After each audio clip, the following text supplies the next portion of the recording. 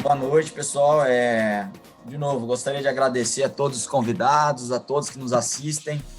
A ideia aqui dessa live da XP é gerar conteúdo, ter uma discussão informal, um bate-papo sobre o setor da indústria farmacêutica. Então, de novo, agradeço a todos vocês e vamos ficar à vontade nos bate-papos que a gente levantar. Primeiramente, eu já queria comentar sobre a nossa Juntos Transformamos. A gente já começou essa doação de 30 milhões, tá? Que é para ajudar pessoas que estão necessitando de comida. Então, se alguém puder nos ajudar também, o QR Code está aqui ao lado. Começando para apresentar os ícones aqui do setor farmacêutico, Vânia Machado, que é a CEO do Axê, Cleiton Marques, que é o CEO da Biolab, que já é um grande amigo aqui da XP, já está várias lives aqui com a gente, o Gaetano Krupp, que é o CEO da Bristol. De novo, queria agradecer a todos vocês por aceitarem nosso convite aqui de discutir um pouco do setor farmacêutico, setor tão importante e ainda mais na pós-pandemia, que vai ganhar ainda mais valor aqui. Gente, eu gostaria de dar um minuto a cada um de vocês para falar da companhia de vocês, para deixar todo mundo na mesma parte que está assistindo a gente, dado que cada um tem um perfil, tem investidor de pessoa física, institucional. Então, eu peço para vocês apresentarem um pouco a companhia. Vânia, por favor. Bom, boa noite, Rodrigo, obrigada pelo convite, prazer estar aqui. Boa noite, Cleiton, boa noite, Gaetano, e boa noite aí a todos os que estão nos assistindo, nos ouvindo. Bom, vou falar um pouco do Axê. O Axê é uma empresa 100% nacional, que está presente no mercado farmacêutico brasileiro há 54 anos. Tem um portfólio bastante amplo, são mais de 350 marcas, o que significa aí quase 900 apresentações, e a gente atua em todos os segmentos do mercado, ou seja, produtos de prescrição, produtos isentos de prescrição, genéricos, dermocosméticos e o que a gente chama de especialidades, que são aqueles medicamentos mais voltados para o canal institucional, mas a gente atua também fortemente no canal varejo, né, das drogarias, farmácias e redes independentes também. A gente tem, acho que, 3 grandes pilares que definem um pouco o Axê. O primeiro deles é a inovação. Então, o Axê é bem focado em renovar continuamente seu portfólio, entendendo que isso é fundamental aí para atender a classe médica e os consumidores. Então, a gente lança algo em torno de 30 a 35 produtos todos os anos. A gente investe bastante na inovação incremental, que é aquela que traz melhorias em moléculas já existentes, mas a gente também tem iniciativas na inovação radical, ou seja, na descoberta de novos medicamentos, novas moléculas, né, para realmente patologias e enfermidades ainda sem uma cura. E a gente tem algo em torno de 13 projetos do nosso pipeline voltados para a inovação radical, e no total o nosso pipeline conta aí com quase 200 projetos, e isso é contínuo, né? Lança 35, põe mais 35, 40, para a gente manter esse pipeline robusto aí, ano após ano. A gente tem investido, por exemplo, em laboratório de nanotecnologia para ajudar, então, a trazer essa inovação incremental, melhorar a biodisponibilidade, trazer novas formas farmacêuticas, enfim. E na inovação radical, a gente também tem um laboratório, tudo isso, né, pesquisa feita no Brasil, de design e síntese molecular, aí realmente para descobrir novas moléculas, que nem eu falei. O segundo pilar importante do Axê foi da onde a gente nasceu. A gente estava comentando com o Gaetano, que conhece muito bem o Axê. O Axê nasceu de 3 propagandistas, então o nosso segundo pilar muito forte é a propaganda médica, é o relacionamento com a classe médica e é levar conhecimento científico diariamente aí pelos 4 cantos do país. Rodrigo, para você ter uma ideia, antes da pandemia, a gente visitava 50 médicos por minuto, né, em praticamente os 27 estados aí do país. Vamos ver agora como é que vai ser no pós-pandemia. E o terceiro grande pilar, eu diria que é a governança da companhia. A gente é uma empresa de capital fechado, mas a gente atua como se fosse listada na Bolsa de Valores, com conselho de acionista, conselho de administração, todos os fóruns estratégicos aí através dos comitês e uma governança também bem forte na empresa. E isso nos dá uma solidez financeira para investir em inovação, que nem eu falei, para investir em excelência operacional. A gente acabou de construir uma fábrica nova lá em Pernambuco para dobrar a capacidade da companhia, já estamos com a fase 1 em operação e terminamos a fábrica no mais tardar até 2022, mas a gente já está operando lá através das embalagens e da distribuição. Temos investido também em transformação digital, novos sistemas, integração de sistemas e também novas tecnologias. O ano passado a gente comprou uma empresa de hormônios, a Melcom, lá em Anápolis, para agregar o nosso portfólio. Nosso propósito é levar mais vida para as pessoas, então a gente trabalha bastante nesses pilares que eu te falei, inovação, excelência e ousadia, né, para o novo, de uma maneira bastante íntegra e respeitosa, né, e sempre pautado pela sustentabilidade. Pra vocês conhecerem um pouco mais de números, o Axê faturou o ano passado 3,4 bilhões, teve um EBITDA de 1,1, com uma margem aí de 32,3%, e a gente tem ainda hoje um índice de alavancagem bastante baixo, 0,34 vezes o EBITDA. Então, a gente consegue aí, com a nossa geração, investir em tudo isso que eu estou te falando, que foram os principais projetos. É isso. Excelente, não sei se eu passei 1 minuto, mas... Sim. Cleiton, por favor. Eu como já participei de outras aí, reuniões, né, o pessoal mais ou menos conhece um pouco mais, talvez, já da conhece Biolab. bastante, sim. É uma empresa focada na prescrição médica, das empresas brasileiras talvez seja a mais nova, né? A gente acabou de completar 23 anos, né? E como a terceira empresa mais prescrita no Brasil, número de receitas captadas. Então, nosso foco é prescrição médica, com um destaque grande na cardiologia, onde a gente tem uma liderança e atua em outras classes terapêuticas também, mas bastante focado em inovação, em trazer novas moléculas. Nesses 23 anos, nós trouxemos mais de 40 novos conceitos terapêuticos para o Brasil. E o outro foco nosso de P&D, nós temos 2 centros de P&D, um em São Paulo, outro em Toronto, no Canadá, onde a gente está preparando a companhia para os passos internacionais. A gente está trabalhando para ter um portfólio com dossiês bastante robustos para acessar os mercados altamente regulados, né? E com essa questão da inovação também, talvez a empresa, acho que a empresa com o maior número de patentes, nós temos mais de 300 patentes no nosso portfólio. Então, é parceria internacional e com empresas também locais, mas sempre com o foco na visitação médica. Basicamente é isso. Excelente, Cleiton. Gaetano, por favor. Bom, vamos lá. Em primeiro lugar, Rodrigo, muito obrigado pelo convite. É a minha primeira participação. É um prazer estar aqui com a Vânia e o Cleiton, que a gente tem estado bastante junto nas reuniões da indústria. Vou falar da Bristol. A Bristol é uma empresa que está no Brasil, uma empresa de capital americano, está no Brasil há mais de 75 anos. Hoje eu falo em nome da nova Bristol, né, uma vez que a gente fez a conclusão da aquisição da Celgene, que foi a maior aquisição da história, né, da indústria farmacêutica. Com a aquisição, hoje, a Bristol é uma empresa de valor de capital ao redor de 135 bilhões de dólares, é a 5ª maior empresa farmacêutica do mundo, isso pós a integração.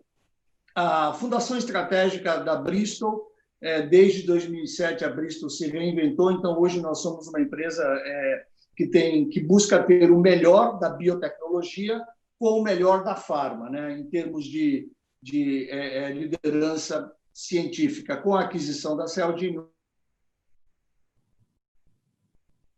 e hematologia, globalmente também número 1 com produtos cardiovasculares, com o Eliquis, e também atuando na área de imunologia. Então, diferentemente do que a Vânia colocou e o próprio Cleiton, hoje nós somos uma empresa de especialidades, né? Basicamente, esse tem sido o nosso foco. A nossa missão é realmente buscarmos trazer produtos inovadores para os pacientes que têm doenças que hoje não têm uma resposta, seja para que eles consigam a cura, ou seja para que eles tenham uma melhor qualidade de vida. Eu diria que a frase que mais representa, né, o momento que a Bristol vive é dizermos o seguinte, né? Hoje, a gente, quando fala de câncer, a gente pode falar em probabilidade de cura, né? Hoje, um médico, quando se senta com um paciente com melanoma para desenhar o seu tratamento, ele busca um tratamento que busca a cura, coisas que a gente não podia imaginar que isso fosse possível 3, 4, 5 anos, eu diria, atrás. Então, basicamente, é isso que a gente tem feito. É uma equipe fantástica, desde a área científica e área comercial, área médica, área de acesso, que tem sido o nosso foco. Então, basicamente, esse é um pouco da Bristol e um pouco da contribuição que a gente pode dar para essa discussão. Ok? Excelente, Gaetano. Bom, gente, já vou começar com um assunto polêmico aqui, né? A gente viu um varejo que teve recorde em março, e muito estoque de analgésico, antitérmico, antigripais, e, obviamente, em abril já teve um efeito rebote, né? A gente viu um maio com uma estabilização, junho com pouca melhora. Por outro lado, a indústria farmacêutica, nesse Covid, nessa pandemia, foi muito afetado pela questão da crise do supply chain, custo de logística, matéria-prima e desvalorização do real, né? E além disso, a postergação do aumento dos remédios que ocorreu agora em junho, né? Somente em junho, que deveria ocorrer lá em abril. E aí a gente vinha comentando muito a questão da falta de medicamentos, agora até a falta de anestésico para intubação. Nessa linha, eu queria entender a expectativa de vocês quanto ao futuro da indústria farmacêutica e se vocês vão ter um foco ainda maior em P&D, e qual a opinião de vocês sobre a indústria de IFAs aqui no Brasil, se a gente vai conseguir ter uma dependência menor da Índia e da China. Tá? Eu queria começar com você, por favor. Bom, acho que você trouxe vários aspectos aí, deixa eu tentar comentar um pouquinho aqui sobre cada um deles. Bom, primeiro a dinâmica do mercado, sem dúvida alguma, eu acho que foi um março atípico mesmo, né? O março já é um mês de pré-alta, mas ele foi super acelerado em função do início aí da quarentena e das pessoas achando que ia faltar medicamento e, portanto, correndo às farmácias para comprar principalmente aqueles produtos de uso crônico ou aqueles que talvez amenizassem de alguma forma os sintomas, né? E aí essa retração aí em abril, ela é bem normal, né? Porque é quando os estoques começam a ser desovados, mas se a gente olhar as perspectivas para junho, a gente já vê realmente, é um mês com 2 dias úteis a mais, mas a gente vê que o mercado, as projeções são mais favoráveis. Então, eu acho que a gente ainda atua no mercado, Rodrigo, e acho que o Cleiton e o Gaetano concordam comigo, que ainda é um mercado, digamos, privilegiado no sentido de tratar de um bem de primeiríssima necessidade, e a saúde acho que nunca esteve tão no foco de todas as pessoas. Então, quando a gente pensa em perspectiva, se a gente, né, se o Axê pretende continuar investindo em inovação, com certeza, né, acho que os 3 aqui falaram que, de certa forma, são 3 empresas que valorizam a inovação e trazer novas drogas para o país. Então, sem dúvida alguma, a gente vai continuar se investindo em inovação e de todas as formas, né? Não só a incremental, como até a radical, que é um pouco, a gente não é uma BMS, mas a gente também está procurando aí trazer novas soluções aí para o mercado, até investindo em biotecnologia em parceria com outras 3 empresas. De fato, essa pandemia acho que pegou todo mundo um pouco no sentido desprevenido em termos de projeção de volume, porque realmente teve certas moléculas, certos medicamentos que a demanda explodiu, né? Os produtos de uso crônico, por exemplo, eu e o Cleiton sabemos bem que tem um deles aí que foi uma corrida, né? Aos fornecedores lá de fora para a gente tentar suprir né, a famosa losartana e outras moléculas afins. E aí, o que a gente encontra, né? Lá fora, os países também passando pela mesma coisa, né? O lockdown na China primeiro, depois na Índia, fala que vai dia 15 liberar, vai até dia 30, ou seja, são dois grandes polos provedores aí de princípios ativos e que, de uma hora para outra, também tiveram que fechar suas fábricas, higienizar, enfim, e, portanto, comprometendo aí o abastecimento sem que o mundo não tivesse preparado para isso.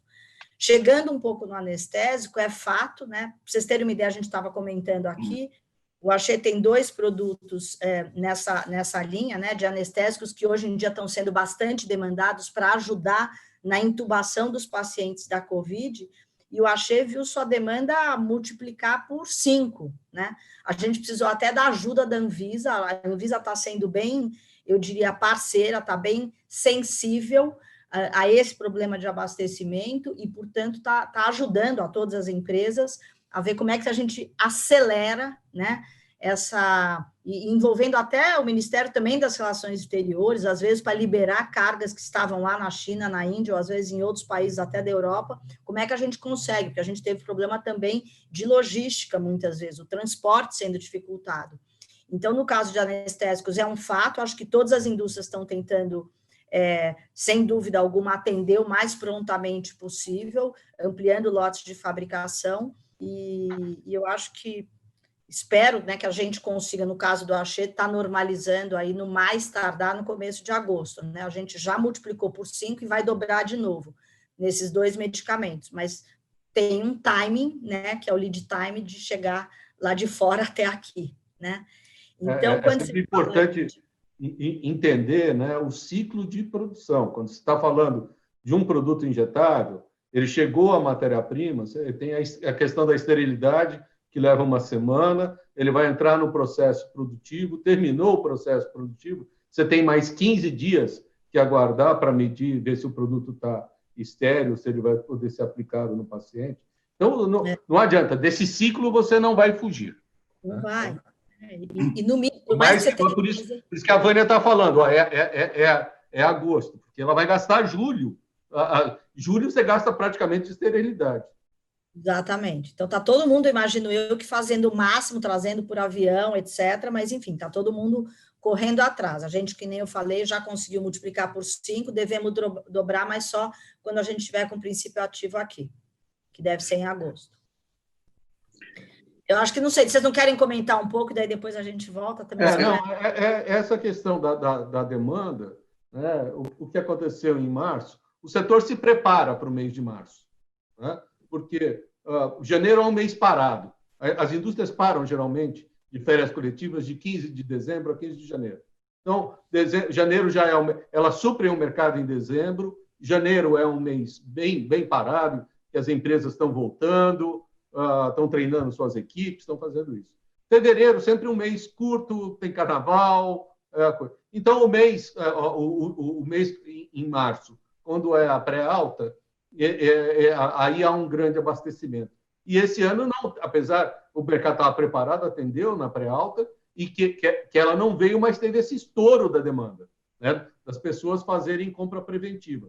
Além desta compra preventiva, em muitos casos dos produtos de uso contínuo, naqueles que estão na farmácia popular, em que o paciente podia comprar uma caixa só de cada vez, o governo liberou para que comprasse 3 caixas.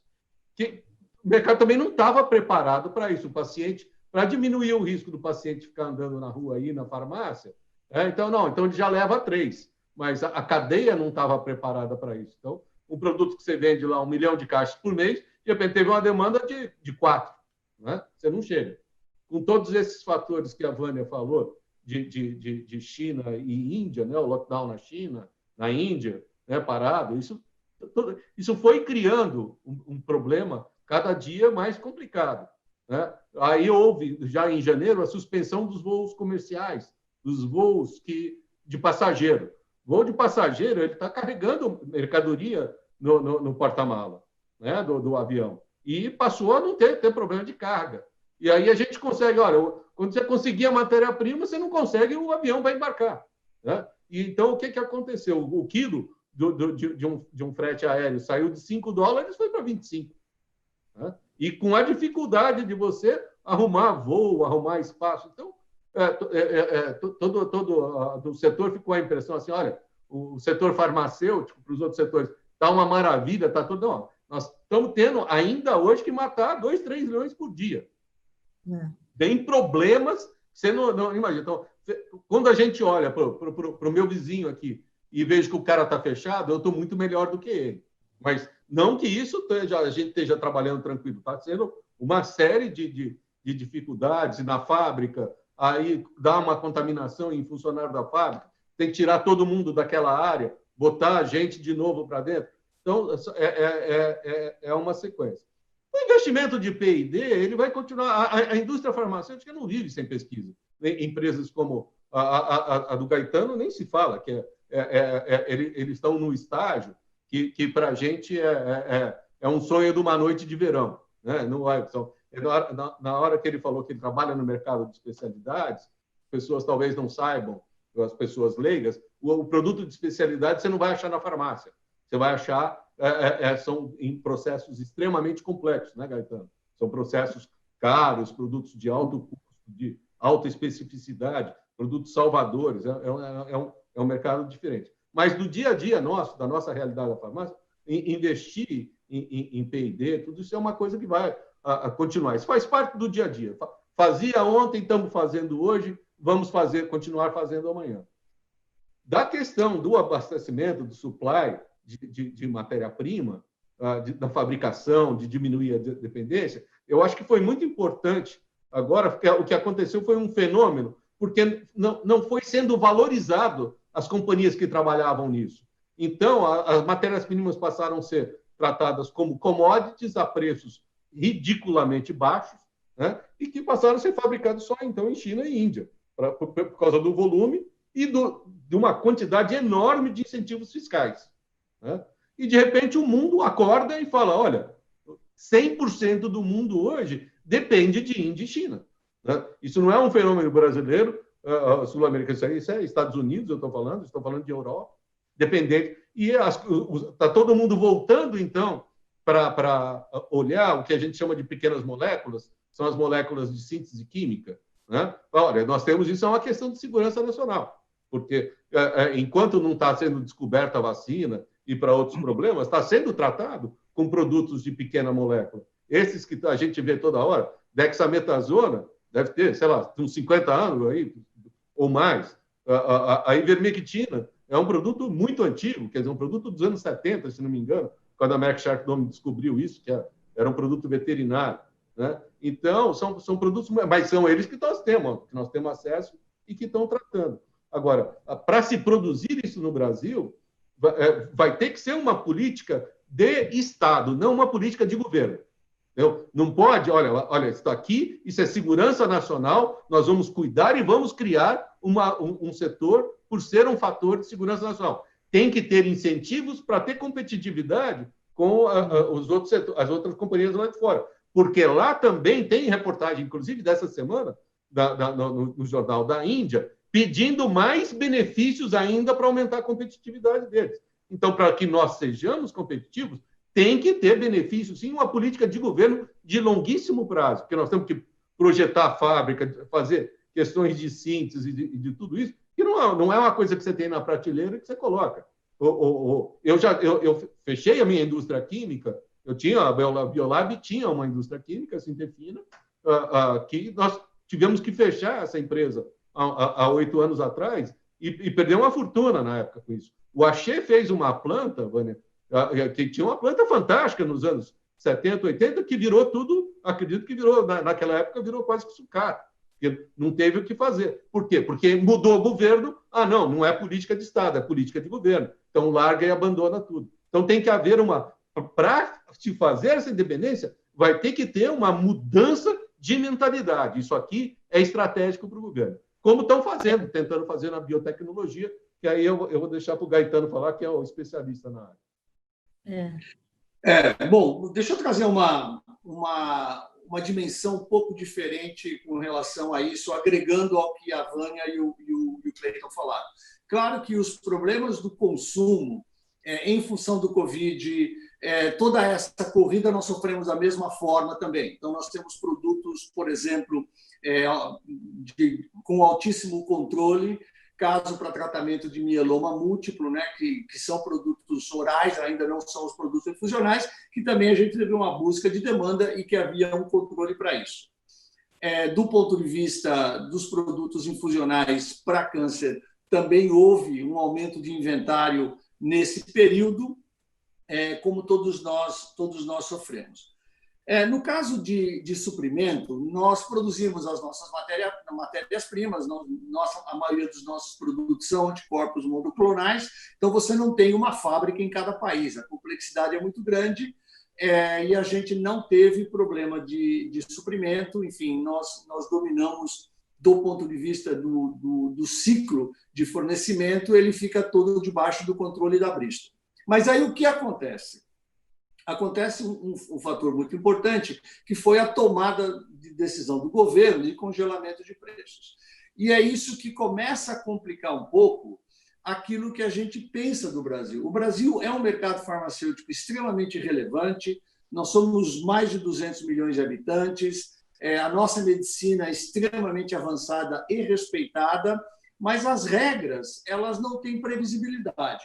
Então, quando a gente olha, por exemplo, o custo em dólares de importação das nossas matérias-primas, ele aumentou demais, e dos nossos produtos terminados aumentou demais. Só abrir um parênteses aí, Caetano, só abrir um parênteses. É importante, mas na hora que o mundo olha para o Brasil, nós representamos menos de 2% do mercado mundial.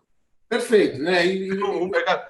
Então, o governo fica judiando e a matriz dele lá fala, eu vou mandar dinheiro para o Brasil ou eu vou mandar para Noruega. Né?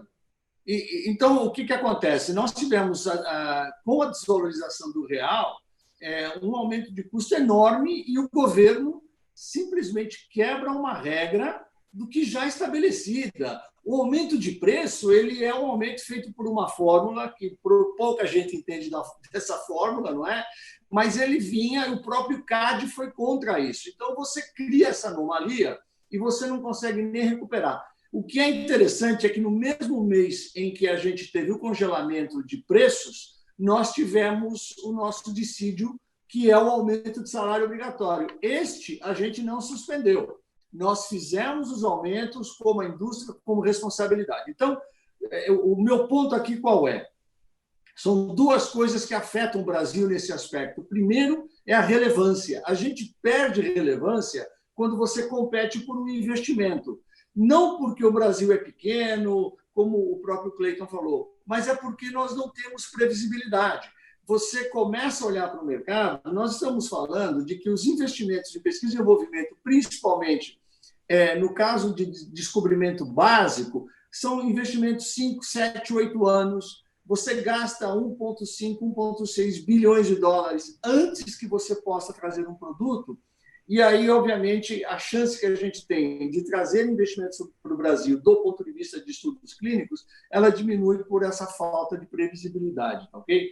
Então, sem dúvida nenhuma, eu vejo aí maio, junho, uma saída dessa situação, a coisa deve começar a caminhar, mas no caso específico da Bristol, nós temos uma preocupação muito grande. Nós vamos ter, infelizmente, um número tão grande ou tão relevante quanto o número de óbitos que nós estamos tendo com o Covid, com a falta de diagnósticos de câncer para mais de 50 mil brasileiros que, neste período... Era esse aspecto que eu acho que eu queria que você abordasse, Gaetano, que são as pessoas que não estão se tratando, não estão se diagnosticando, estão ficando em casa. Isso está tendo um represamento que, para o mercado financeiro, para os clientes do Rodrigo, importa muito, né? Porque você tem os planos de saúde, você tem as operadoras de saúde, você tem os hospitais que estão tendo impactos completamente diferentes disso. Porque os hospitais, os grandes hospitais, estão todos vazios, porque as pessoas não podem fazer ir lá, e os pacientes estão com medo de ir para o hospital e pegar a Covid, e não estão... muitos abandonaram tratamentos oncológicos para processos mais complexos, né? E que isso vai ter um custo depois, lá na frente, um rebote tremendo, conforme você está falando. Veja bem, não só no aspecto comercial, porque o impacto que acontece, e a gente tem grandes instituições, seja em São Paulo, no eixo São Paulo sul-sudeste, muito grande. Então, você tem o paciente em tratamento que acabou perdendo uma ou outra aplicação de tratamentos que são fundamentais, e a gente tem visto grandes oncologistas falando sobre isso, mas você também tem os pacientes que não foram diagnosticados. Então, você vai ter um momento em que esse paciente que poderia ter sido diagnosticado e poderia receber um tratamento adjuvante, um tratamento de primeira linha, ele vai chegar muito mais deteriorado ao sistema de saúde e, obviamente, com maior risco de óbito e também com maior custo para o sistema. Então, eu vejo que essas anomalias, e, de novo, né, a falta do aumento de preço é uma medida totalmente desnecessária, principalmente pela relevância do próprio aumento, que foi muito pequena nesse período. Ok? Então, eu acho que essa é uma dimensão adicional de tudo aquilo que a gente vem conversando. Rodrigo, eu queria só agregar, eu acho que quando você fala, né, do IFA no Brasil, eu concordo plenamente com o Cleiton, né?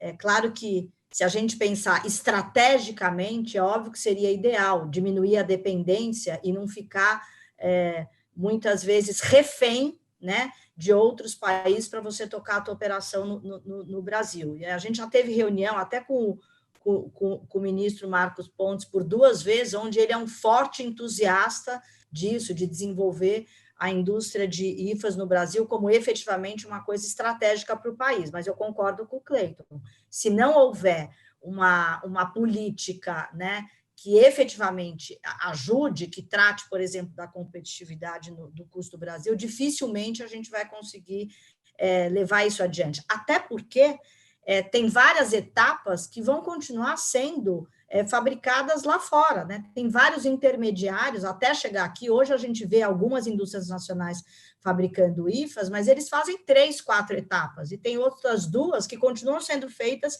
na China ou na Índia. Então, eu acho que é muito difícil imaginar isso se realmente não houver uma mudança de mentalidade.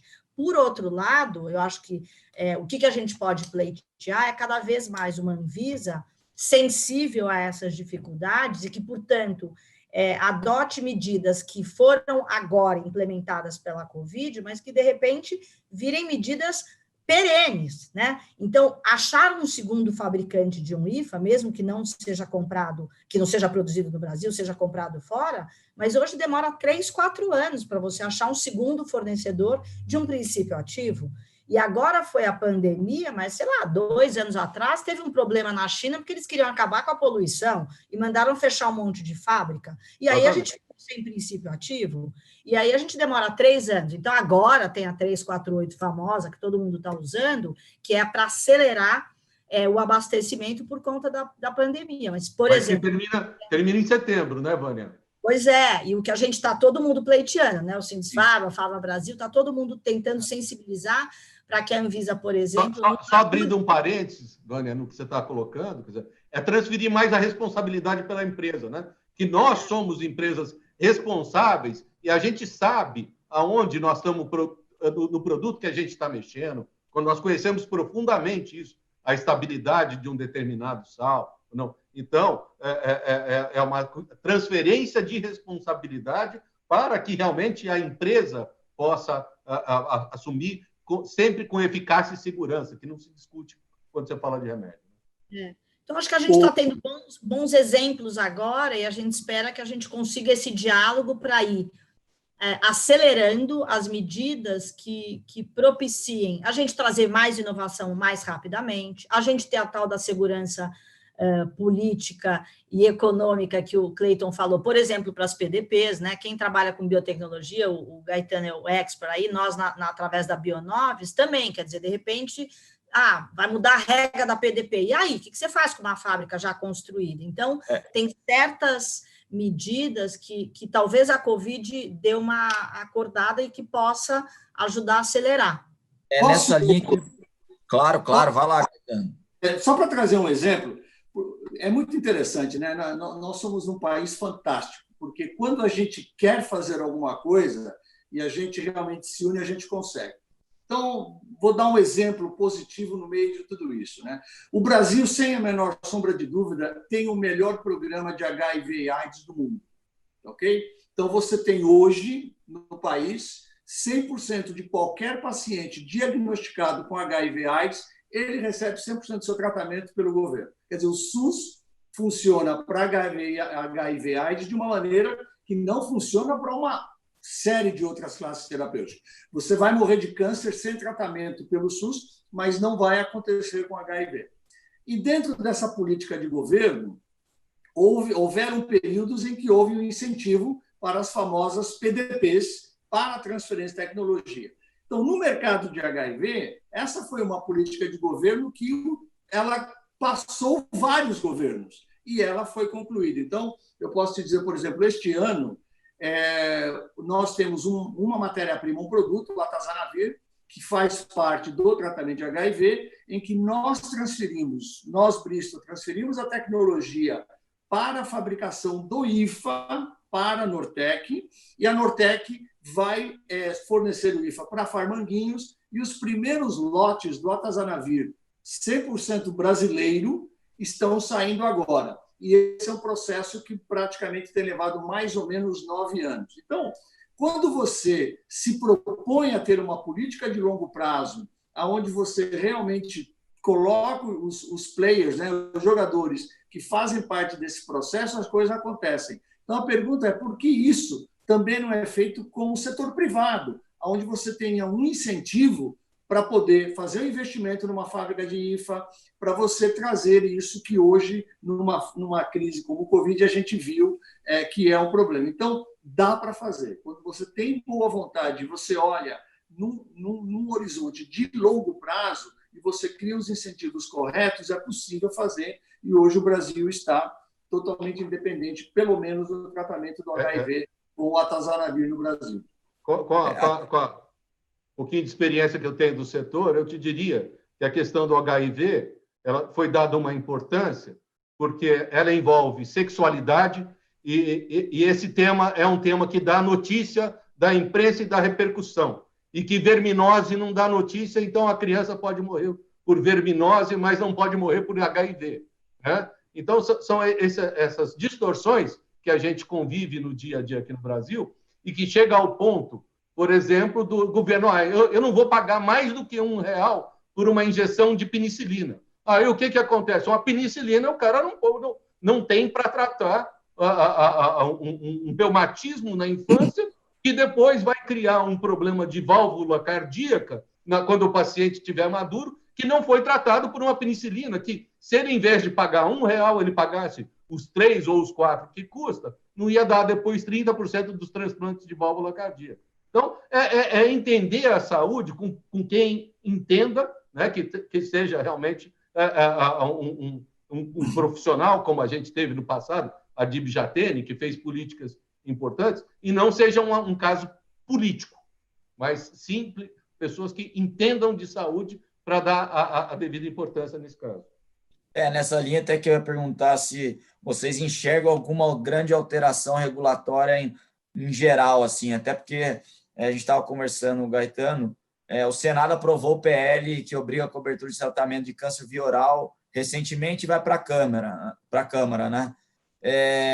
Eu queria até entender isso, o que o Gaetano acha de tudo isso e entender a opinião de vocês, se vocês acreditam que vai ter alguma mudança regulatória, dada até o que a Vânia comentou, uma antecipação dada esse Covid, do como a Anvisa já flexibilizou algumas coisas, se tem alguma expectativa de melhoria regulatória para afetar o setor. Gaetano.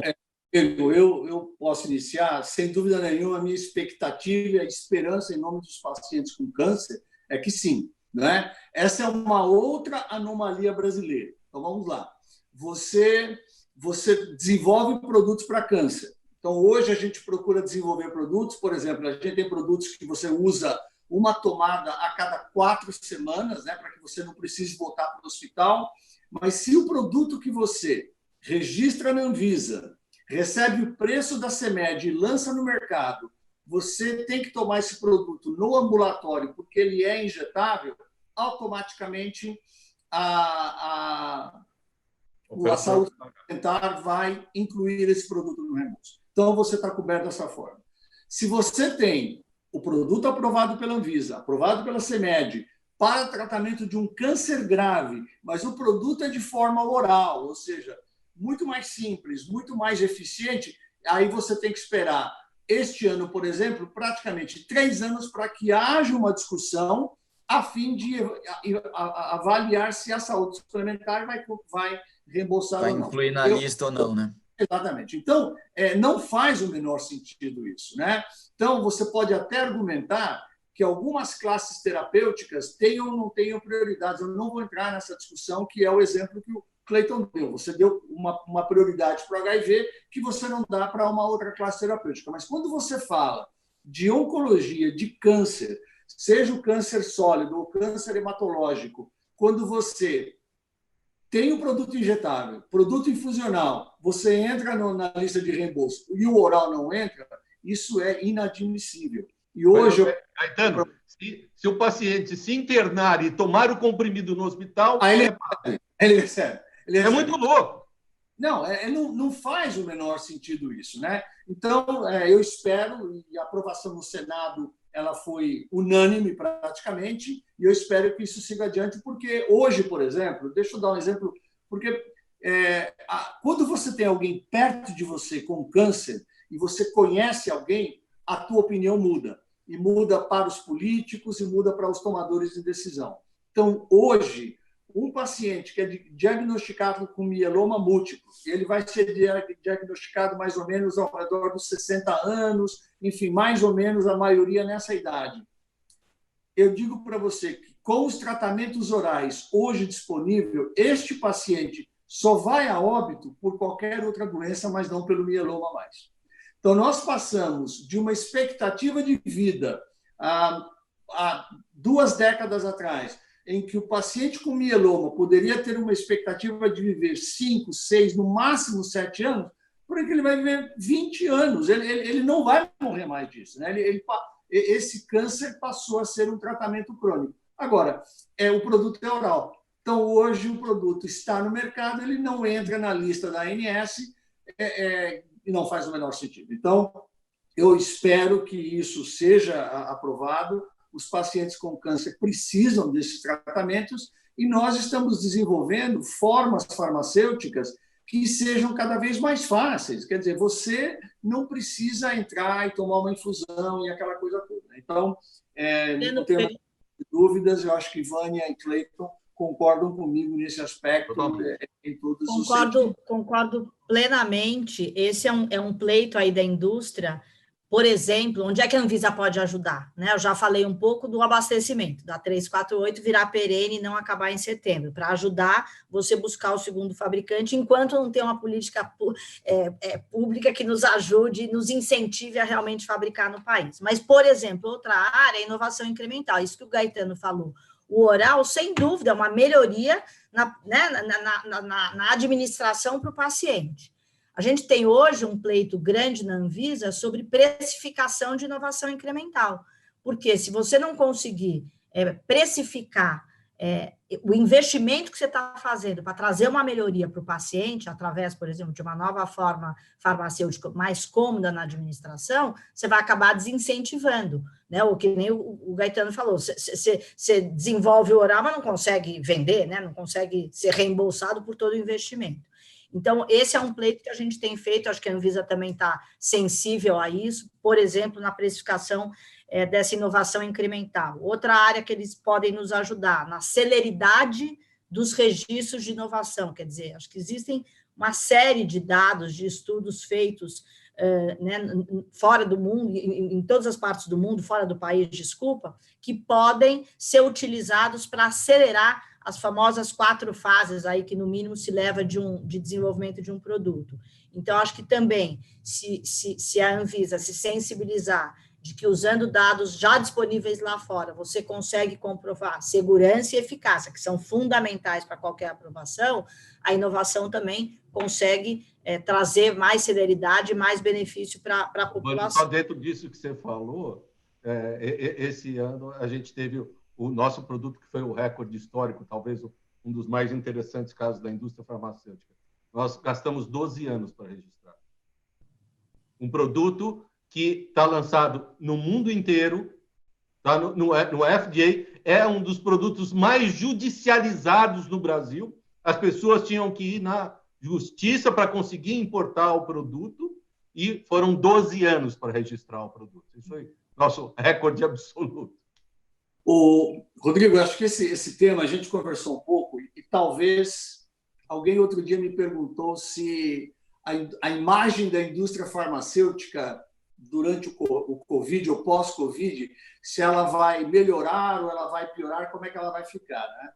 E eu respondi que eu não vejo como não melhorar, porque quando você olha para a solução, o que nós todos estamos esperando, e a gente sabe que a gente só vai sair dessa com vacina. Certo? E quando você olha de onde vem a vacina, estão todos olhando para a indústria farmacêutica. Vou passar alguns números para que talvez a gente possa entender um pouco como é que esse processo. Hoje, no dia de hoje, nós temos em estudos pré-clínicos, ou seja, estudos que ainda não chegaram no ser humano, mais de 125 estudos em estágio pré-clínico para vacina. E os 125 baseados, e todos eles financiados pela indústria farmacêutica. Então, você imagina que hoje, através de todas as empresas que estão trabalhando em vacinas, estão estudando 125 moléculas que ainda em estágio pré-clínico, e tudo isso é um investimento e até agora não foi vendida uma unidade dessa possível vacina, porque nem todas virão. Em termos de fase 1, onde você está testando a dosagem e a eficácia, existem 10 estudos. Então, veja que de 125 em estado pré-clínico, 10 é que começam a entrar no ser humano. Em fase 2, basicamente onde você vai fazer os estudos de segurança, existem 8 estudos. E em fase 3, que é essa fase que a gente está esperando aí em alta escala para saber se sai um produto, existem 3 produtos, não é? E agora, obviamente, em fase 4, né, em aprovações, 0, infelizmente, mas os jornais já divulgaram, né? Existem 2 empresas que veem a possibilidade de trazer o produto para o 4º trimestre desse ano, não mais tardar do que o 1º trimestre do ano que vem. E o Brasil está tentando entrar aí, enfim, nos estudos clínicos que a Universidade de Oxford também está falando. Então, isso mostra para você que se você não tiver um capital, se você não tiver um incentivo à inovação, você nunca vai ter uma reserva para poder fazer um investimento como esse. Você não tira, por exemplo, recursos para investir nesses 125 estudos antes de poder lançar um produto, se você não tem reserva. Então, o que eu vejo eu também não gosto de ficar doente e ir lá na farmácia e ter que comprar um produto que a Vânia produz ou um produto que o Clayton produz. Eu não gosto disso. Mas a gente sabe que você não tem como fugir disso. A gente vai viver mais, a gente vai estar suscetível a doenças e a gente tem que olhar para um lugar onde eu consiga ter uma resposta para aquilo que eu preciso. Então, eu acho que é importante esse debate, o importante de nós termos no Brasil esses incentivos que a Vânia falou, que o próprio Clayton falaram. Como é que eu vou premiar a iniciativa, como é que eu vou premiar realmente a pesquisa e desenvolvimento, que, por natureza, é de longo prazo. E nós somos um país que a gente vive pelos 4 anos do governo, né? Mas aquilo que eu começo a desenvolver hoje não pode levar 12 anos para chegar no mercado. Eu tenho que ter uma previsibilidade. Então, eu queria trazer um pouco essa discussão. Eu só acho o seguinte, Gaetano, que a imagem não vai mudar. Entendeu? Talvez, nesse momento, nesse momento, tenha um pouquinho mais de sensibilização da população. Mas remédio só dá prazer para hipocondríaco. Entendeu? Então, os nossos amigos aí, banqueiros que estão aqui junto com a gente, ele vai na farmácia, compra um produto meu e reclama, pô, comprei seu produto, é caro pra caramba. E o vinho que ele toma não é caro, você entendeu? O vinho é quase que de graça. E o remédio que tira ele da crise é caro. Você tem 3 apaixonados pela indústria aqui. Eu não vou te falar quantos anos eu estou na indústria, mas eu tenho muito orgulho daquilo que eu faço, porque Eu sei que hoje você tem uma mãe, tem um pai que tiveram a chance de ver o casamento de um filho ou o nascimento de um neto, porque puderam prolongar vida quando ela não existia. E nós todos aqui vamos celebrar muito quando a vacina estiver disponível, né? Que você vai poder trabalhar sem máscara, enfim, até eu vou poder voltar a assistir o jogo do Corinthians sem máscara, porque eu vou estar tomando uma vacina que a indústria farmacêutica descobriu, tá ok? Mas sem dúvida, né, Gaetano, que a gente vem até discutindo aqui, o setor farmacêutico, com certeza, ele já estava ganhando espaço, por isso que você falou, envelhecimento populacional, mais doença, e com a questão do Covid, a questão de prevenção ficou ainda mais forte. Então, e a questão de saúde é muito ressaltada. Então, a indústria farmacêutica... Eu não concordo que a imagem seja essa, não, porque só de projetos de congelamento de preço teve mais de 50 lá dentro. Só de projetos de congelamento. Ninguém, o deputado está lá olhando, ele não está querendo saber se ele está tendo menos dor, se ele vai viver 20 anos a mais, porque foi a indústria farmacêutica que proporcionou isso para ele. Ele quer segurar o nosso preço, segurar o acesso do medicamento, como se remédio não custasse nada. Entendeu? Então, foram mais de 50 projetos para congelamento de preço em 60 dias. Entendeu? Então, sabe, essa questão da imagem passou, eu acho que vai ter essa sensibilização das pessoas agora, passado isso, olha, tem muita coisa para mudar. Eu acho que ter interrompido, é que o tema, para mim, é latente. Essa visão de curto prazo da classe política. E outra coisa, hoje já se está falando no Congresso de projetos para quebra de patente das vacinas, né? Então, você imagina o seguinte, né? Você, como uma empresa que está investigando a vacina, já ouve do Brasil que o Brasil quer quebrar patente para poder ter, que não é o caminho. E a gente sabe muito bem que os produtos que estão no SUS, a indústria tem sido uma parceira do governo, porque você negocia volume, você negocia preço, e a gente tem vários exemplos em que você não precisa ter uma atitude como essa que o Cleiton está dizendo. Então, acho que o diálogo e a livre comercialização, né? Uma economia livre, ela é sadia. Você não pode negar, por exemplo, a um SUS que vai tratar de mais de 150 milhões de brasileiros que não têm a saúde suplementar, uma negociação. Então, você não precisa entrar com esse tipo de processo. Então, eu acho que o meu otimismo é que o diálogo melhore, porque não vai haver uma outra saída para o Covid-19 que não for a vacina, e a vacina vai vir da indústria farmacêutica. Ponto. Você não tem um outro caminho e a gente precisa, obviamente, incentivar essa indústria, porque, infelizmente, não vai ser... A indústria farmacêutica privada, aquela que corre risco. Né? E o risco, quando ele falou das 125 vacinas que estão em estudo... Pré-clínicos.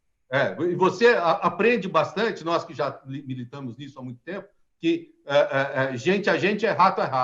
Você fez o teste no animal lá, que dá tudo ótimo, vai para o ser humano e dá traço.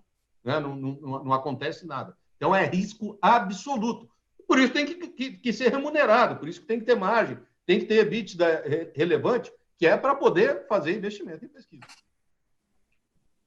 Gente, e só mudando aqui um pouco do assunto e falando na questão de, dado o Covid antecipou algumas coisas e deu muito foco na telemedicina, por exemplo, na precisão médica, no prontuário eletrônico, por exemplo.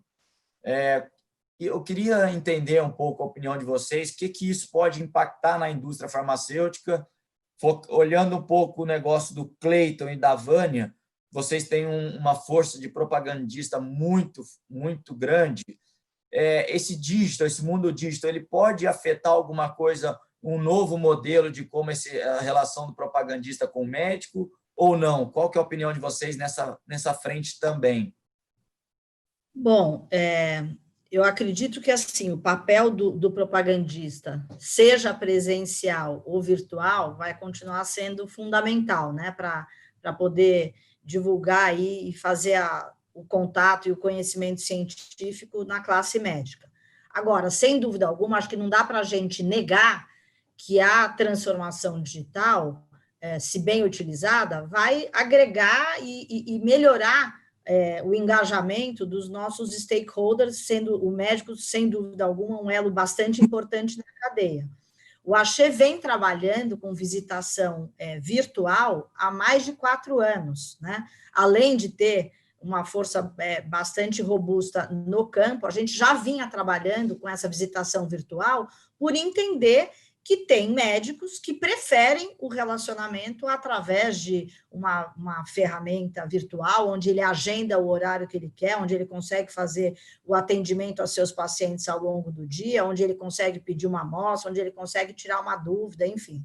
Então, basicamente, o que a Covid fez, pelo menos no nosso caso, foi só pegar uma amostra pequena, né, que daí a gente falava em torno de 20 mil médicos, e realmente de um dia para o outro explodir para 10 vezes mais. Então, o desafio, acho, de todas as farmacêuticas foi exatamente de fazer essa explosão, porque no primeiro mês, no segundo mês, realmente passou a ser 100% virtual, né? Porque os médicos, obviamente, bastante preocupados na quarentena e não estavam atendendo ninguém. Nós temos monitorado continuamente, a cada 20 dias a gente faz pesquisa com médicos, hoje saiu uma fresquinha aí, a gente fala com mais ou menos 600, 700 médicos a cada 20 dias, através do nosso programa de relacionamento com a classe médica, e a gente tem visto uma aceitação cada vez maior. Primeiro, assim, uma abertura dos consultórios, né? Então, a cada 15 dias a gente vê que está aumentando a abertura e, portanto, o recebimento de paciente nos consultórios. Claro que ainda com hora marcada, claro que entra um, espera, desinfeta a sala, entra outro, etc. Mas, primeiro que a gente já vê que o presencial começa a voltar. Porém, o que a gente vê também de uma maneira bastante positiva é que a adoção de WhatsApp, webinars e plataformas de visitação virtuais estão sendo cada vez mais aceitas. E eu acho que é isso, o mundo é isso, a transformação digital vai fazer, a multicanalidade veio para ficar, as pessoas querem mais praticidade, querem mais domínio da sua agenda, então o Axê está vendo isso como uma oportunidade, tendo o médico no centro aí da sua atenção, ele vai procurar atender da melhor maneira possível. A gente quer estar próximo do médico, presencialmente ou virtualmente, né? A gente não está imaginando parar de jeito nenhum com a visitação presencial, mas a gente quer cada vez mais acelerar a virtual, se ele assim entender que é melhor para ele, né? Tem 450 mil médicos, com certeza tem gente que gosta do virtual. A telemedicina e a prescrição eletrônica, eu acho que também foram ferramentas, essas talvez, num primeiro momento, mais pontuais, né, para atender a Covid, e obviamente que eu achei, tem que observar o que vai acontecer, porque o atendimento do médico para o paciente é uma coisa que diz respeito ao médico e ao paciente, né, então, o que a gente tem visto, conversando com eles, é que depende muito da especialidade, tem gente que está falando que está fazendo atendimento, sim, virtual e que está gostando, tem gente que já fala que não, que como é que eu vou fazer a análise, etc., eu preciso tocar o paciente, então acho que isso depende muito da especialidade.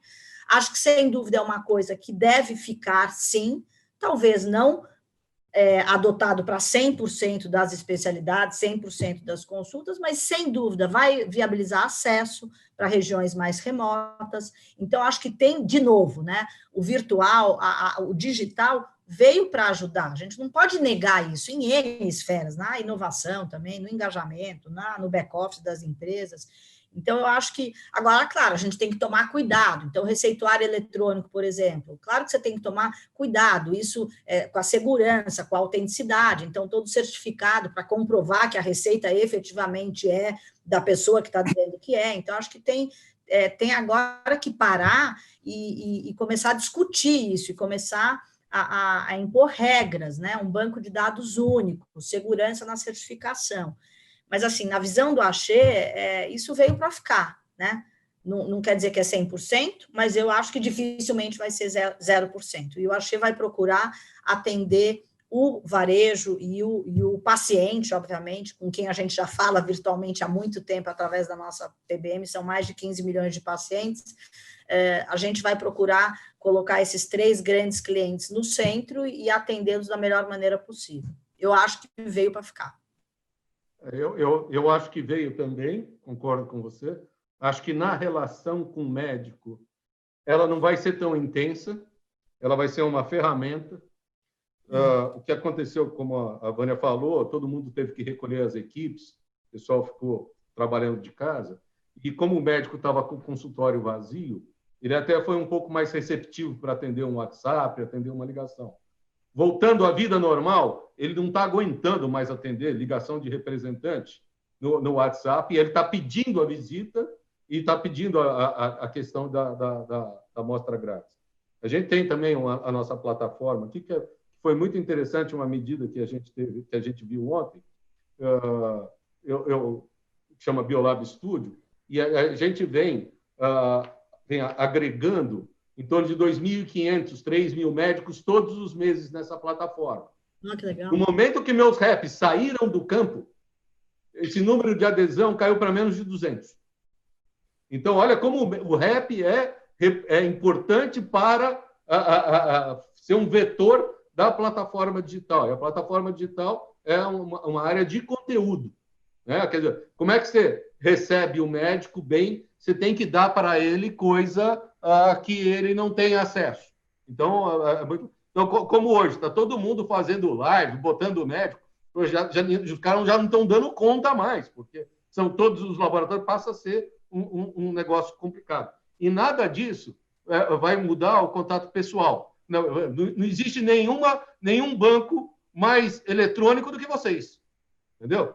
E eu sei que assim que você conseguir sair da sua casa, a primeira coisa que você vem é vir tomar café comigo. Entendeu? Você não vai tentar... Pode ter certeza, Cleiton. Vender seus produtos por via web, Rodrigo. Pô, no dia seguinte você está aqui, como você regularmente me visita. A cada 2 meses você me dá o prazer de vir tomar um café comigo. E isso vai continuar acontecendo, não substitui. Então, eu acho que sempre o digital vai ser uma ferramenta, vai estar... Agora, quanto à prescrição eletrônica, isso tem que ter, já tinha que ter entrado ontem. O prontuário eletrônico tem que ter, como é no mercado. E esse prontuário eletrônico tem que ser uma ferramenta na mão do governo. Isso não tem que ter dono. Isso você esteja no Einstein, você esteja num hospital que você chegou no HC, pelo número da tua previdência, como é nos Estados Unidos, ele vai chegar e vai acessar e ter informação todo o que você está acontecendo, como os seus exames, tudo, quer dizer, não tem dono isso. Imagina que vai diminuir de custo, né, no setor, meu Deus. Não, isso é uma loucura. Isso é importante, é básico. O Gaetano, que morou muitos anos no exterior, conhece isso a gente 10 vezes melhor que a gente. Deixa eu dar uma perspectiva dentro dessa questão e falar um pouco do ciclo inicial, né? Eu sempre digo o seguinte, né? Science drives the business. Então, se você pegar, por exemplo, no final do mês passado, era o maior congresso mundial de oncologia do mundo, que é o ASCO.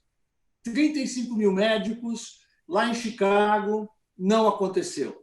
Então, você começa o ciclo virtual no momento em que nós, empresa, estávamos fazendo o release, né, soltando informações de estudos clínicos pela primeira vez. Então, é uma informação científica nova e é uma informação científica que vai gerar, por exemplo, a utilização de um produto, no caso do FDA, praticamente 2, 3 dias depois que você fizer o anúncio no Congresso. No Brasil vai demorar 1 ano, mas as coisas vão acontecendo. E aí você tem o efeito cascata disso, né? Os médicos estavam ligados, porque o ASCO também foi virtual, e estavam esperando, por parte das empresas que tiveram a divulgação dos seus dados científicos, esse contato. Então, hoje, por exemplo, o meu contato com o médico, ele é um contato tripartite. Eu tenho o contato comercial, que é aquela atualização dos produtos e das indicações que estão aprovadas no mercado. Ele precisa de uma atualização. Eu tenho um contato com a minha área médica, que é para discutir os dados clínicos que foram apresentados, mas que ainda não estão aprovados no Brasil. E, obviamente, também tenho o contato com acesso, porque à medida em que você ganha aprovação e você tem a comprovação científica, ou a seguradora ela começa a avaliação do pagamento. Então, o que eu vejo é que essa aceleração que o Covid trouxe veio para ficar. Não vejo em nenhum momento uma substituição. Eu não acredito que vai ser um ou outro, de maneira alguma. E hoje, o que a gente está tentando trazer, principalmente para as nossas forças de trabalho, seja médica, seja comercial, seja de acesso, é a habilidade de fazer as duas coisas.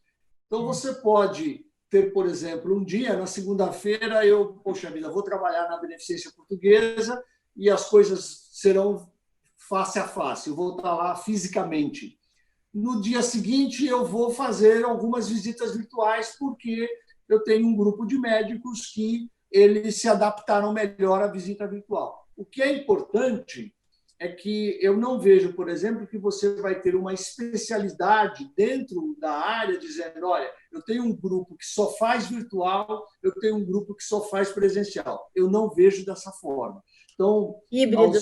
Vai ser tudo híbrido. Aos funcionários de campo que estão ouvindo esse debate, essa conversa, preparem-se para dominarem todas as áreas. Vocês vão precisar dominar todas as áreas. Gaetano, mas e a sua experiência com prontuário eletrônico?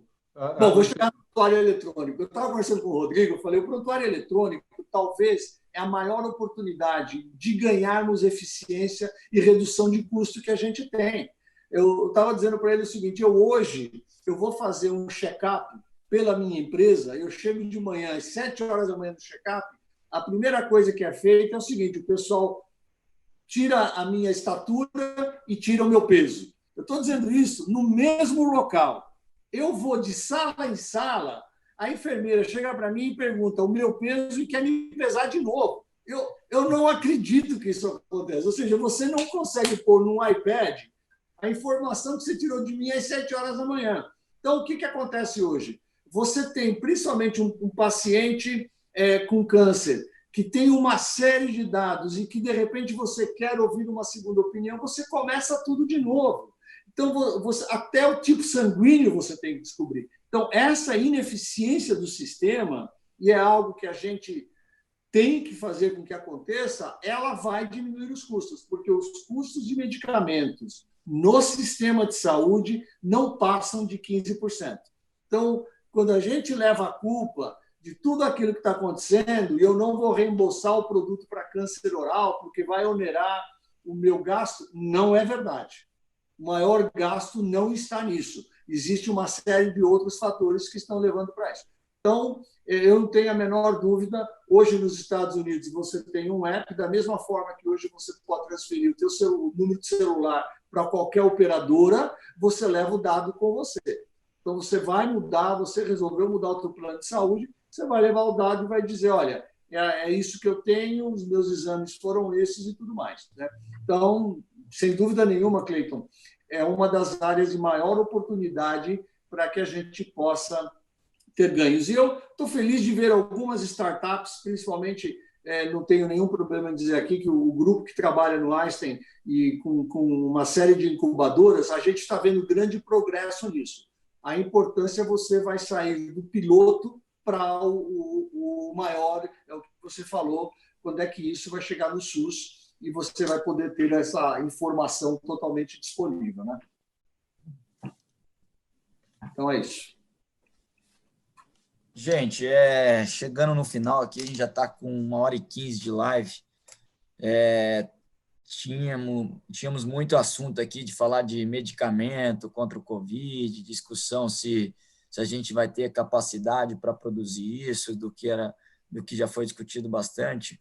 Mas eu gostaria de agradecer a todos vocês e vou passar a palavra para cada um de vocês para resumir tudo isso que a gente discutiu bastante aqui e passar um pouco da visão de vocês do que vocês esperam que vai ser a indústria farmacêutica daqui para frente, se vai ter alguma alteração ou não relevante, mas resumir um pouco disso que a gente conversou e dar uma visão de vocês do que esperar da indústria farmacêutica.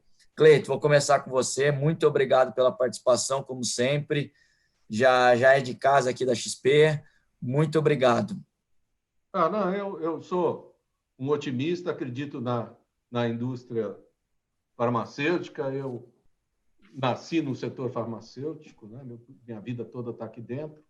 E ela é muito evolutiva, né? A gente está vendo cada vez mais a longevidade. Isso é atribuído ao medicamento, aos tratamentos estarem disponíveis, à evolução disso. Então, eu acho que vem a questão de se vai ter produção local, se não vai ter, isso vai se ajeitar e em pouco tempo isso vai estar superado. Tem os ciclos da indústria que não são fáceis. Quer dizer, vai produzir a vacina no Brasil, você não monta uma fábrica de biotecnológicos, a fábrica de vacina em 2, 3 meses, né? Não é que nem o hospital na China que monta em 10 dias, né? Para quem acredita naquilo, né? Então, mas a gente tem que ver, sim, com otimismo. Acho que a evolução está fantástica. A gente viu agora a capacidade de reação das vacinas, né? Olha, saiu uma vacina em tempo recorde, né? Evidente que é numa situação extraordinária, mas eu vejo com bastante otimismo para aquelas pessoas, acho que o seu público que interessa no investimento no setor farmas ou na cadeia toda que envolve o setor de saúde, é sempre um setor que, no Brasil, a população está envelhecendo, está vivendo mais, né? Você agrega medicamento para dar qualidade de vida para essas pessoas. Então, continua sendo um setor, vai continuar sempre sendo um setor de proteção. Obrigado, Cleiton. E os investidores pedem mais empresas de saúde na Bolsa para eles poderem investir, né? Eu acho que a da Vânia veio logo pelo sorriso dela. Vânia, por favor, eu queria agradecer muito a sua presença. De novo, muito obrigado. E passar a palavra para você, resumir tudo isso que a gente discutiu, o que você espera da indústria farmacêutica ao longo desses próximos anos. Bom, quero agradecer também, foi um prazer, adorei estar nessa live, foi a minha primeira live da indústria farmacêutica, adorei, e eu assim como o Cleiton, eu tenho uma visão bastante otimista, eu acho que, sem dúvida alguma, essa pandemia, essa tristeza que a gente está passando, esse desafio vai passar, e eu acredito muito na indústria farmacêutica e na indústria farmacêutica brasileira, né? A gente tem o maior respeito pelas multinacionais, e o Gaetano, sem dúvida alguma, vocês são o nosso benchmarking, mas eu estou há menos tempo, talvez, no setor, só há 13 anos, mas é impressionante você olhar o que os empresários brasileiros têm feito, principalmente em relação à inovação, à tomada de risco, a investimento. Quase todas as farmas nacionais que fazem parte de uma associação que a gente faz parte, todo mundo está construindo fábrica, com problema, sem problema, com a crise de 2008, com a de 2012, com a de 2015, está todo mundo acreditando no país, tomando risco, querendo inovar. Então, eu acho que assim como você, Rodrigo, que está num setor também que é referência, né? O setor financeiro brasileiro é uma referência em nível mundial, eu acho que a indústria farmacêutica brasileira está se tornando também uma referência, né? Para competir de igual para igual e também, muitas vezes, fazer parceria com as internacionais. E eu vi, assim, como também a indústria se mobilizou. É verdade que eu concordo com o Gaetano, que, lógico, que a vacina é que vai trazer calma para as pessoas no futuro, mas tem muitas indústrias indo buscar, então, como é que você traz novos produtos para amenizar os sintomas, né? Claro que a gente quer não pegar, mas já que pegou, como é que se ameniza os sintomas? Então, o Axê, que conforme eu falei, que tem aqueles 200 projetos no pipeline, em 15 dias, o time de inovação com a área médica trouxeram 12 produtos para a gente começar do zero, porque não estava, talvez, no radar, no foco, mas para começar do zero. Por quê? Porque precisamos, que a gente tem esse papel de, não, a indústria farmacêutica precisa trazer, precisa aliviar o sintoma. Então, desde que o Cleiton falou da dexametasona, esse daí, obviamente, que não é trazer do zero, a gente já vende há anos, mas vamos fazer estudo, né? E que agora, que legal, que saiu na Universidade de Oxford, lá o corticoide, o Axê está aí também, junto com o Sírio-Libanês, fazendo estudo. Eu vi, assim, a capacidade de mobilização de todas as farmas em tentar, se não tem vacina, como é o meu caso, Axê não tem vacina, mas então como é que a gente pode acelerar? E sai fazendo parceria para trazer as N opções que a gente está vendo aí, que são as mais promissoras, para aliviar sintomas, porque por mais que tenha vacina, pode ser que esses ciclos venham a cada 1 ano, 2 anos, enfim, que algumas pessoas se contaminem. E é nossa obrigação, e é nosso propósito, amenizar a dor e trazer mais saúde aí para as pessoas.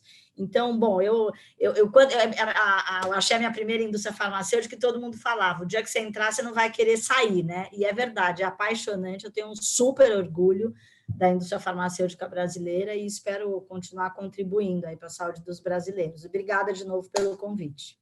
Excelente, Vânia, muito obrigado. Gaetano, muito obrigado pela participação, que nos ajudou muito nessa discussão de alto nível com vocês três, discutindo grandes temas. A gente teve uma audiência enorme aqui. Muito obrigado. Agora eu passo a palavra para você. Tá bom. Olha, Rodrigo, muito obrigado pela oportunidade. Foi a primeira vez que eu participei num evento como esse e foi fascinante. Se eu puder fechar aqui os meus comentários, eu queria que todo mundo pudesse visualizar. Hoje a gente discutiu alguma coisa como um iceberg, aquilo que está para fora d'água, né? Então, a gente está falando dos produtos que a gente está trazendo, dos estudos que a gente está fazendo. Agora, para os teus investidores, aqueles que estão olhando para a indústria farmacêutica, sejam curiosos e vejam o que está acontecendo com esse iceberg para baixo da água, né? Aquilo que está submerso.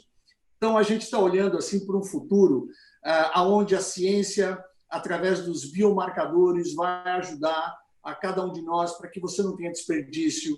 Ou seja, a gente está desenvolvendo produtos em que a gente vai poder determinar este paciente vai se beneficiar, esse paciente não vai se beneficiar. Então, a questão da medicina translacional, biomarcadores, a capacidade que a gente tem de inteligência artificial para começar a avaliar como é que eu vou determinar o tamanho de um estudo clínico para essa doença. Então, hoje, por exemplo, você avalia o sistema imunológico, né? Nós estamos combatendo o câncer com aquilo que já está dentro da gente, né? Que é aquilo que o nosso corpo deveria estar fazendo, né? Então, a ciência que existe e que está sendo desenvolvida e a maneira como ela vai subir à tona para fazer o quê? Para fazer com que a gente tenha uma melhor qualidade de vida, né? A gente falou um pouco aí sobre prevenção, a gente olha para os grupos de risco, né? Mas imagine hoje que um diabético que esteja muito bem controlado, que ele esteja tomando conta dele mesmo, utilizando aquilo que ele pode utilizar de melhor, ele deixa de ser grupo de risco, porque ele vai estar com a sua saúde preparada para enfrentar um momento como esse. Então, eu espero realmente que a imagem da indústria melhore, né? Estou sendo otimista nisso, e, sem dúvida nenhuma, do ponto de vista de investimentos, procurar entender o que está acontecendo nesse iceberg, aonde é que a ciência está caminhando. A gente está vindo com coisas maravilhosas do ponto de vista de trazer solução para problemas que hoje não têm solução, né? Eu diria que todos nós ouvimos falar muito sobre o Alzheimer, todos nós ouvimos falar muito sobre o câncer, e a gente hoje ainda não tem uma resposta que seja aquela resposta que a gente gostaria, mas que essa indústria de descobrimento, essa indústria de P&D está trabalhando, e a gente vai precisar de empresas como a Axê, como a Biolab, para trazer isso para o mercado também. Então, é uma indústria fascinante, e acho que você encontrou 3 pessoas aqui que adoram o que fazem no seu dia a dia, porque a gente está ajudando o paciente, né? O paciente está no centro de tudo aquilo que a gente faz, e você volta para casa satisfeito que alguém se beneficiou daquilo que você fez, daquilo que você trabalhou, daquilo que a tua equipe pôde fazer. Então, eu tenho muito orgulho da minha indústria. Muito obrigado. gente, muito legal. Muito obrigado novamente. Obrigado a todos que estão nos assistindo aí. Gente, obrigado, viu? Um abraço. Até a próxima, gente. Abraço a todos. Tchau, tchau. Tchau, tchau. Cuidem-se. Um abraço.